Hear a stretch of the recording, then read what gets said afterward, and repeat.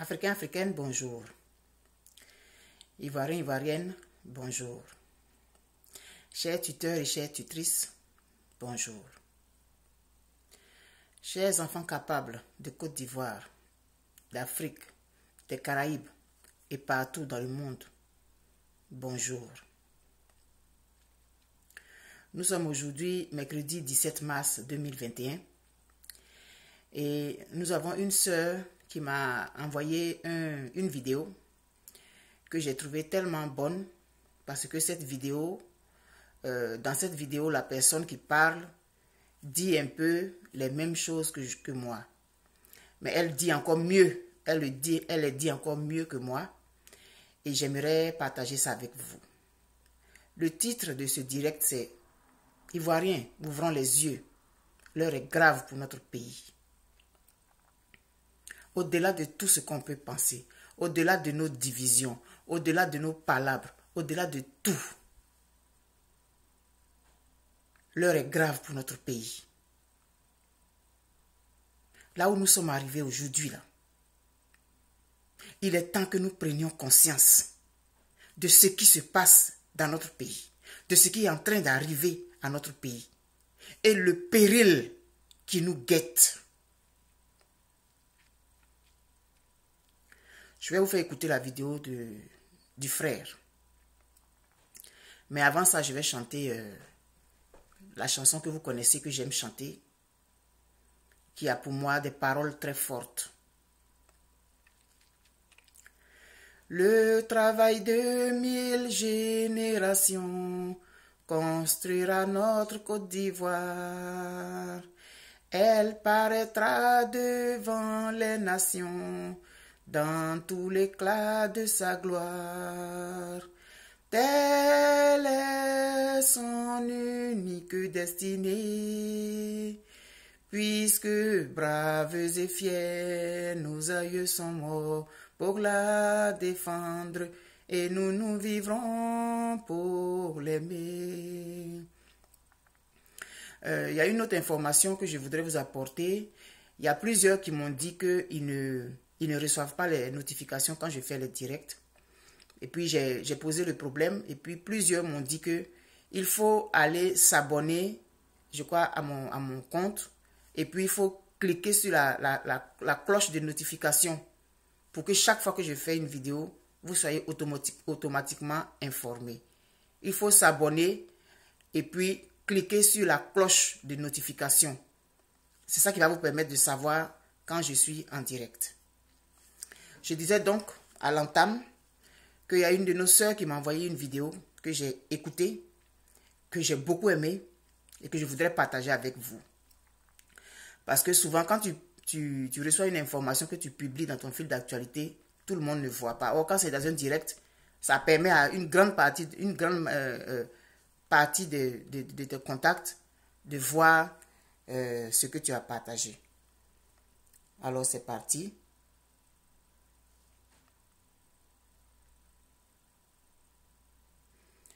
Je me suis abonné en même temps sur la chaîne du frère, parce que c'est sur YouTube. Je me suis abonné en même temps.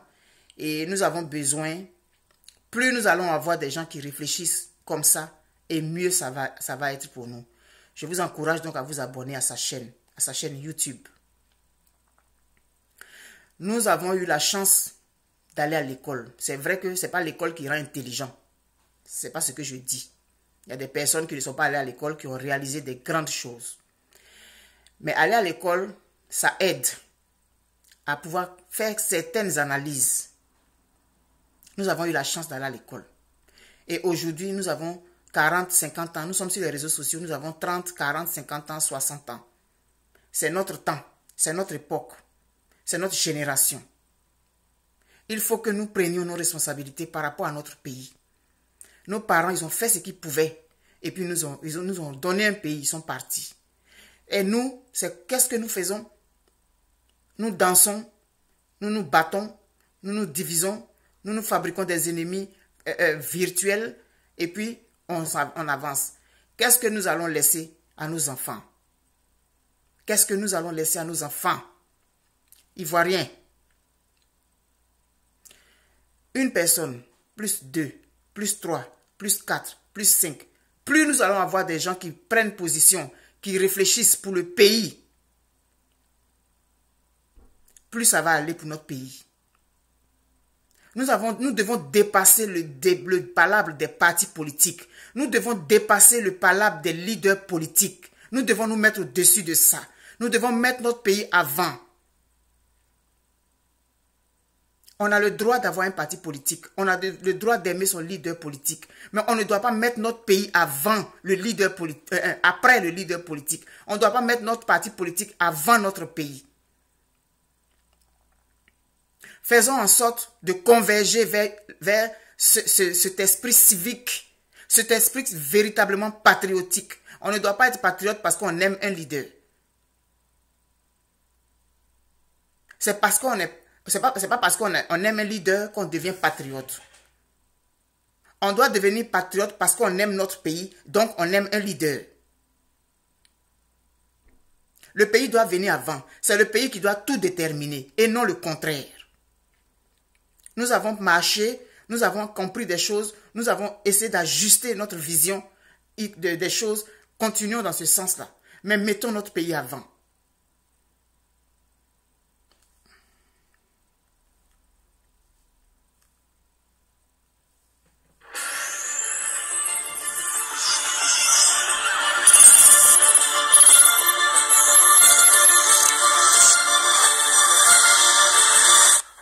Bonjour, c'est Tefa. Bonjour à tous nos amis qui suivent nos vidéos.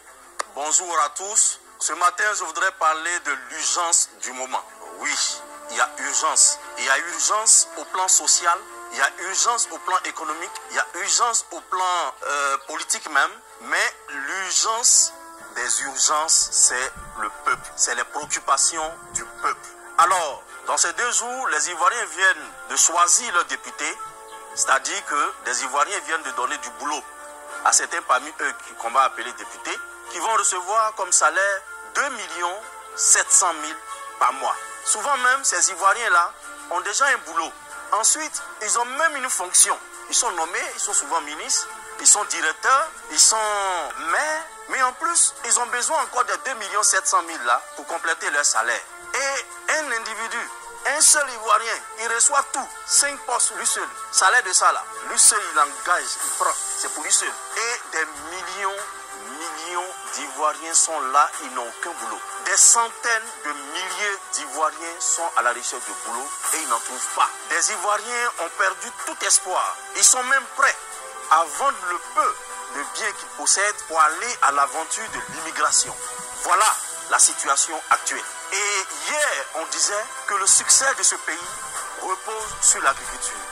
Aujourd'hui, c'est tout le contraire. Les planteurs même tirent le diable par la queue. Parce qu'aujourd'hui, leur cacao ne s'achète plus. Et si les gens veulent acheter cacao là aussi, ils achètent à un prix vraiment misérable. Alors, il y a des urgences. Il y a urgence dans urgence. Quand je fais une analyse de notre budget 2021, on nous parle de 8 600 milliards. Alors, nous sentons, nous avons beaucoup plus d'argent.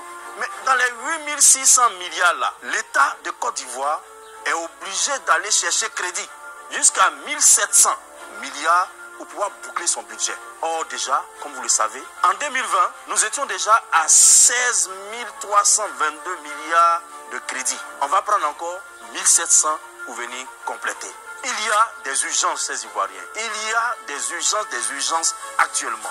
Nous avons toutes ces difficultés. Au niveau agricole, on a l'Union européenne qui nous menace, qui dit, si vous n'arrêtez pas le travail des enfants dans les champs, si vous n'arrêtez pas de détruire les forêts, nous, Union européenne, on n'achète plus votre cacao. Ça, c'est l'une des urgences. Le classement des systèmes éducatifs de l'Afrique de l'Ouest nous positionne à l'avant-dernière position. Ça veut dire que notre système éducatif est nul. Nous sommes les derniers. Sinon, nous sommes avant-derniers. Sinon, quand tu es avant-dernier là, où est dernier là? C'est pas F dernier, tu causes. Voilà la situation actuelle. Nous disons qu'il y a des urgences des urgences. Chers Ivoiriens, le tout n'est pas de donner du boulot à un politicien. Le tout n'est pas être l'ami d'un politicien pour profiter un peu. Le tout n'est pas de connaître quelqu'un dans la politique ou dans l'administration pour que toi, tu puisses avoir des marchés ou bien bénéficier d'un paiement que tu ne mérites pas. Le tout, chers Ivoiriens, n'est pas d'aller à la corruption. Vous savez, ce que la corruption nous a entraîné aujourd'hui. Au nom de cette corruption-là, la Côte d'Ivoire est devenue la capitale, la plaque tournante de la drogue. C'est en Côte d'Ivoire aujourd'hui, on rencontre tous les grands trafiquants. Et notre école n'échappe pas. Nos enfants aujourd'hui, dans les lycées, ils consomment cette drogue-là. Peut-être c'est pour cela que nous sommes nuls au plan du système éducatif. Mais il y a urgence, chers frères ivoiriens. Il y a urgence. Quand nous avons engagé une politique qui n'est pas productive, quand nous nous engageons un combat qui n'aboutit pas, quand nous avons une habitude qui nous appauvrit, il faut changer. Il faut aller au changement. C'est à ce niveau-là que se dispose le TEFA pour te dire, toi, Ivoirien, il y a une autre solution à employer. Il y a une autre manière de gérer l'économie d'une nation, de gérer la gouvernance économique d'une nation et changer les choses. Et cette manière-là, c'est ce que nous appelons la vision nationale commune.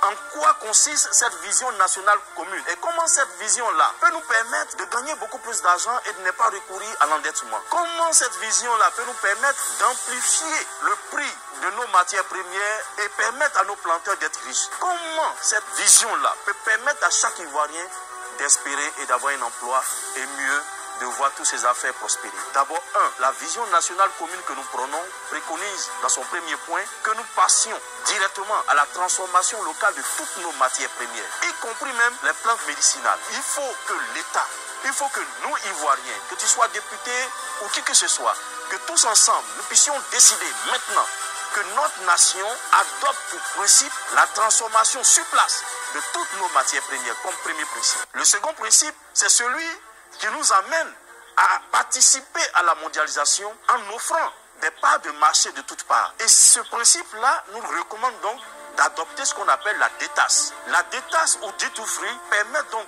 aux capitaux du monde entier de venir investir ici chez nous sans endetter notre nation, sans endetter notre pays, sans hypothéquer l'avenir de nos enfants. Voilà ce que la VLC propose en deuxième point.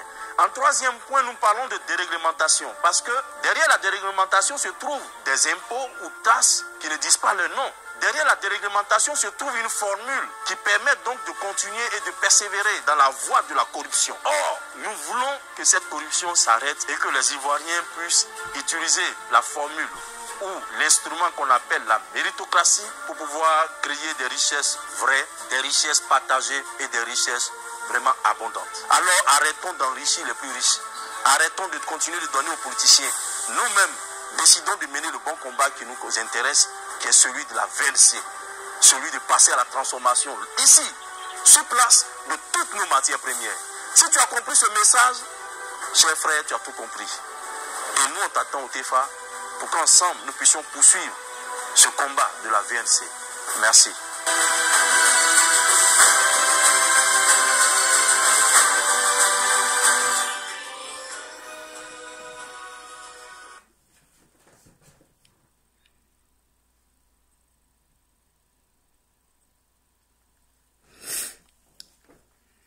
Vous avez entendu comme moi, hein? Je vais essayer de...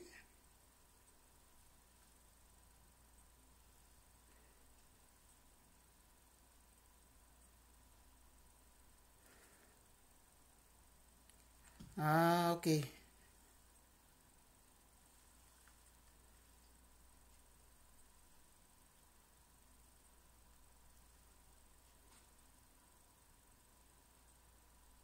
grave pour notre pays.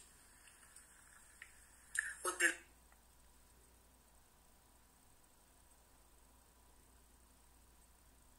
Comment on fait pour...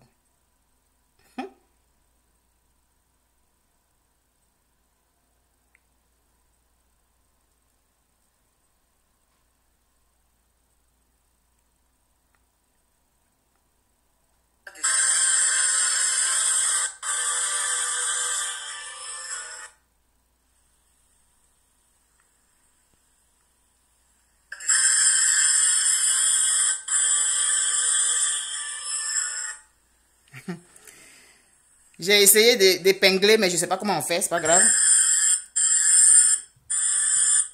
Ma fille m'avait montré, mais je ne sais plus comment on fait. Donc, j'ai mis le lien YouTube de la vidéo du frère. Je l'ai mis dans le titre. Donc, vous pourrez aller cliquer dessus pour écouter attentivement. Il a dit beaucoup de choses. Nous devons changer notre regard sur notre pays. Nous devons changer notre façon d'appréhender notre futur. Il n'est pas interdit d'avoir son parti politique. Mais ne mettons pas nos partis politiques avant notre pays. Parce que quand c'est comme ça, là, on rentre dans la corruption. On va tout faire pour que notre parti politique reste au pouvoir. Et on va se compromettre uniquement pour que notre parti reste au pouvoir. Les députés, ils vont avoir 2 500 000. D'autres disent 2 500 000, d'autres disent 2 700 000 par mois. Pendant que la vendeuse d'Aloco, c'est avec ça qu'elle va se débrouiller pour vivre dans le pays, là. Elle va vendre Aloco au bord de la route. L'autre va vendre banane braisée pour s'occuper de ses enfants. Pendant que des gens qui vont s'asseoir à l'hémicycle, ils vont avoir au moins 2 500 000 par mois. 2 500 000. Quand on multiplie par le nombre de sièges, ça fait combien pour le pays? La corruption a atteint un niveau incroyable. Et nous, on regarde. Si nous ne prenons pas conscience que nous avons un pays à préserver, si nous ne prenons pas conscience que nous avons une responsabilité vis-à-vis de nos enfants, que nous pensons que ça ne me concerne pas. Moi, je ne fais pas politique. Moi, je ne suis pas dedans. Hein. Moi, ça, là, je ne suis pas dedans. Je ne veux pas. C'est pas de ça qu'il s'agit. C'est pas de ça qu'il s'agit. Ouvrons les yeux. Les gens, ils se battent pour devenir députés. Les gens dansent parce que leur parti a gagné un siège. Et puis après ça, il y a quoi? Après avoir eu le poste de député, puis la personne a son 2 500 000 là. Il y a quoi d'autre? On a vu le chef de l'État prendre des décisions par ordonnance. Non, il n'a pas besoin des députés. Il n'a même pas besoin des députés. Donc les députés, finalement, ils servent à quoi? Posons-nous les bonnes questions. Il ne s'agit pas de copier ce qu'on a toujours fait, puis on avance dedans, on veut des députés législatifs. Ils servent à quoi finalement, concrètement? On dit qu'ils sont là pour voter des lois. Combien de lois ils ont voté? Ce n'est pas eux qui ont voté contre la gratuité des cartes nationales d'identité. Ils ont oublié qu'ils ont des parents dans le cas. Et à un moment donné, chaque parti politique donnait l'argent pour ses militants. C'est dans ça là qu'on est. Les députés ont 2 500 000 par mois. Ils ont 100 millions pour s'installer. Donc, multiplier 255 sièges. Je l'ai déjà dit dans une vidéo, mais ce n'est pas grave, on peut toujours répéter. Multiplier les 100 millions là par 255 sièges, on va donner à chacun pour leur installation. Ensuite, chaque mois, ils vont avoir 2 500 000. Et puis, ils ont une couverture sociale, une couverture médicale 100%, eux et leur famille, partout dans le monde. Donc, quand ils s'en vont, quand ils sortent pour aller se soigner et puis meurent là-bas, là, c'est la Côte d'Ivoire qui paye. Pendant ce temps, une femme qui a fait des enfants, qui a été abandonnée par le père, qui a 4-5 enfants, elle trime pour s'occuper de ses enfants. Elle n'a même pas une allocation de 5 000 francs par mois pour subvenir à ses propres besoins. Si elle n'est pas forte d'esprit, elle va se livrer à la prostitution. Personne, les jeunes filles, les gens sont déscolarisés. Une fois qu'ils sont déscolarisés, c'est fini, ils sont perdus, c'est fini comme ça. Notre pays a les moyens de payer, ah mon truc est tombé, de payer, je voulais tellement être dans IV capable là. Notre pays a les moyens de payer des députés à 2 500 000 par mois. Sans compter leur secrétariat, le matériel de bureau et tout. Pour faire quoi? Pour aller s'asseoir à l'hémicycle et puis voter des lois bidons. Et on est content, on a eu 50 sièges. Quand les gens ils ont gagné aux élections, ils ont rapporté les législatives. Toi tu danses là, c'est pourquoi tu danses. Ça va t'apporter quoi concrètement? Son poste de député qu'il a gagné pour avoir son salaire par mois là. Toi ça t'apporte quoi? Ayons un regard différent sur notre pays. Les enseignants. Plusieurs sont dans les villages, perdus quelque part là-bas. Il y a des mois, ils n'ont pas de salaire. Ils n'ont même pas de numéro matricule. Et pendant ce temps, il y a un ministère de l'éducation.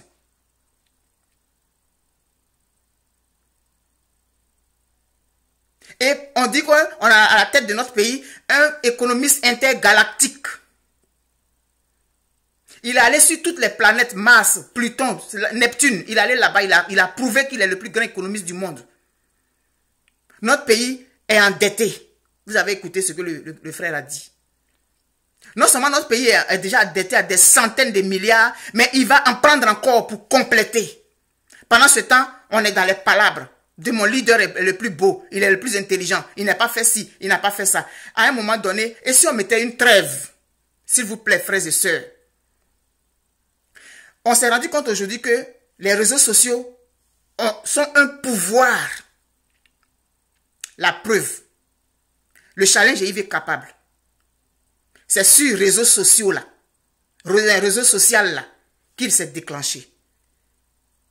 Il a eu un impact mondial. C'est sur Facebook là que j'ai lancé le challenge.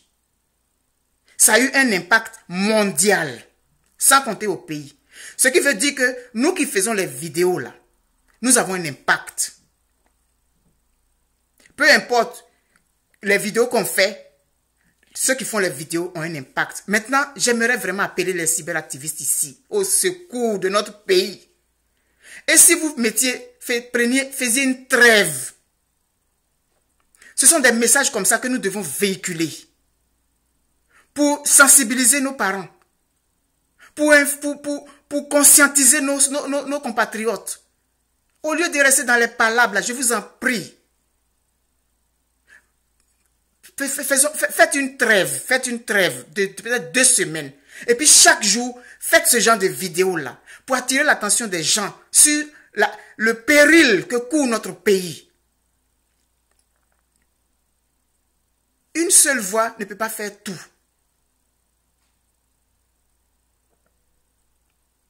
Nous sommes dans des problèmes sérieux, c'est urgent. J'ai mis le lien du frère dans le titre. Cliquez dessus, vous allez aller réécouter attentivement. Il y a plein de choses qu'il dit. Nous sommes allés à l'école. On est capable de faire des analyses. Regardons notre pays. Regardez aujourd'hui. Les gens de Séguéla ont manifesté leur colère. On est allé leur demander de demander pardon à Dieu, à d'autres dieux. C'est humiliant pour nous-mêmes, c'est humiliant pour un peuple. Et on a pris le pouvoir, on a fait la rébellion, on a tué des gens parce que une partie de la population trouvait qu'elle était exclue, elle était martyrisée, on lui empêchait de porter un boubou. Quelqu'un s'est mis au devant de cette lutte-là. Parce qu'un individu sorti du néant est venu dire que parce qu'il est du Nord et parce qu'il est musulman, on ne veut pas ci, on ne veut pas ça. 10 ans plus tard, quel est le bilan? 10 ans plus tard, quel est le bilan? On va s'asseoir, faire vidéo, répondre à lui là, et puis des centaines de mille de vues. Pour au bout du compte, qu'est-ce que ça t'apporte? Quand tu as su que Blé Goudé, son caleçon est troué là, ça t'a apporté quoi dans ta journée là? Qu'est-ce que ça t'a apporté? Qu'est-ce que ça t'a apporté? Quand toi tu as su que Blé Goudé, son caleçon là, il y a un trou dedans là, ça t'a apporté quoi? À la fin de ta journée là, quand tu t'es endormi là, qu'est-ce que ça t'a apporté? Notre pays est en péril. Notre pays est en danger.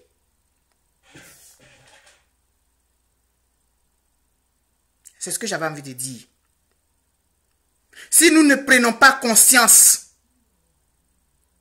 et ce gouvernement qui est à la tête de notre pays, qui est un gouvernement ténia, un gouvernement sanctu, un gouvernement vampire, qui a fini de tout sucer. Une personne, lui seul, il est ministre, il est député, il est maire, il est ceci, une seule personne. Et puis on regarde ça, et puis on est content. Et puis bon, moi l'essentiel, moi je suis pas dans ça, hein. Moi je fais pas politique, hein. Tu fais pas politique, mais les gens quand ils prennent des décisions là, ça impacte ta vie négativement. J'appelle ici les cyberactivistes. S'il vous plaît. Aujourd'hui là, aujourd'hui 17 mars là, faire palabre des leaders politiques là.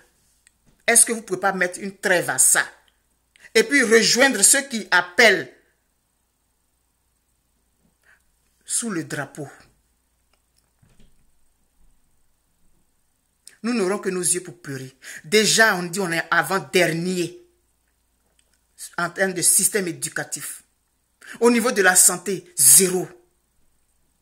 Au niveau de nos relations sociales, zéro. Notre pays est mort.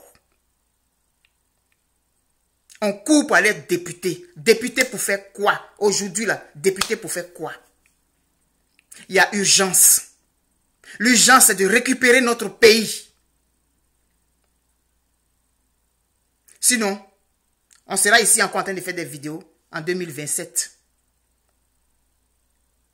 Nous regardons tous et on attend que Jésus descende. Jésus ne descendra pas. Dieu ne descendra pas. Il y a urgence.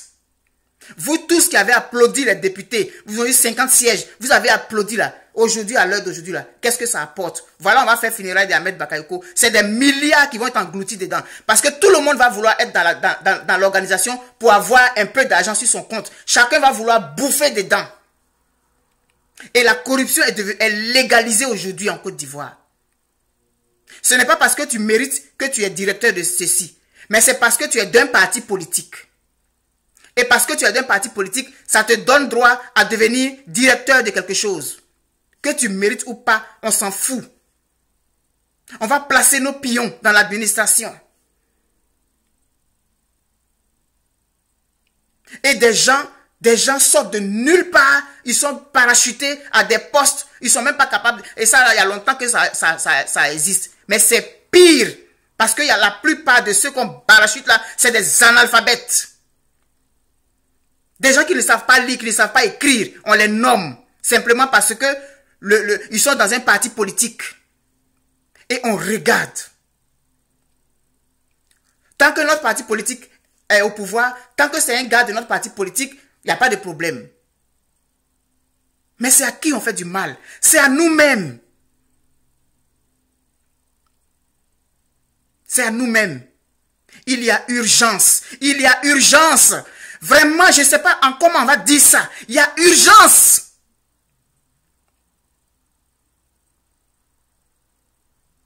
Tene Birahima,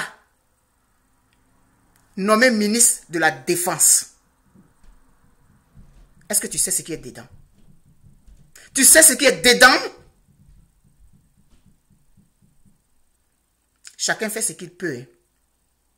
Mais est-ce que ce que tu fais là, c'est urgent ou bien c'est important? Ou nécessaire sur les réseaux sociaux? Collectivement, nous sommes responsables. Collectivement, nous sommes complices. Et on va rester dans la complicité là. Députés. Députés plutôt.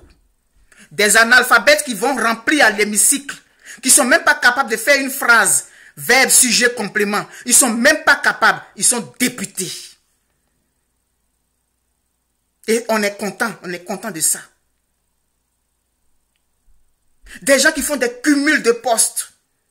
En 2021, là, on est encore dedans. Et on applaudit. Nous sommes tous complices. Mes frères et sœurs, il y a urgence. Il y a urgence.